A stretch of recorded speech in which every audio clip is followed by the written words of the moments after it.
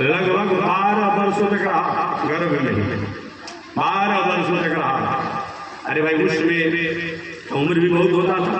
सतयुग में लोग 1 लाख वर्ष तक जीते थे।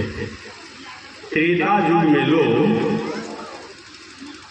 10,000 वर्ष तक जीते थे। द्वापर युग में लोग 1,000 वर्ष तक जीते थे। और कलयुग में लोगों की आयु 100 वर्ष बताई गई थी। अब नहीं रहेगी, अब नहीं रहेगी आने वाला जनरेशन में। बताई गई थी। हम लोग संध्या वंदन करते हैं ऐसे। सतयुग में लोग 21 हाथ लंबा होते थे। असर कितना फिट हो गया।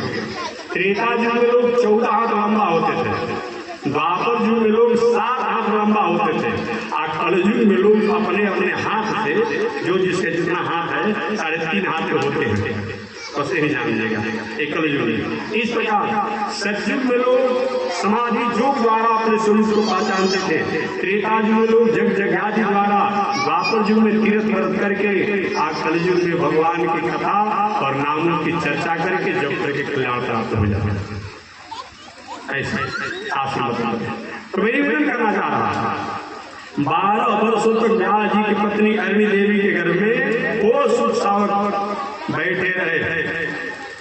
एक दिन व्यास जी के मन में हुआ कि कब तक अपनी माता के घर में बालक रहेगा, ये बाहर आ जाता तो अच्छा होता। और व्यास जी ने कहा कि नहीं, अगर मायापति जी कहीं कह देंगे ना, जो माया के प्रभाव से सबको नचाते रहते हैं, तो मैं बाहर आऊंगा। व्यास जी ने कहा कि मैं वचन देता हूँ कि तुम पर माया का प्रभाव नहीं होगा, बाहर आओ। गर्भ से आवाज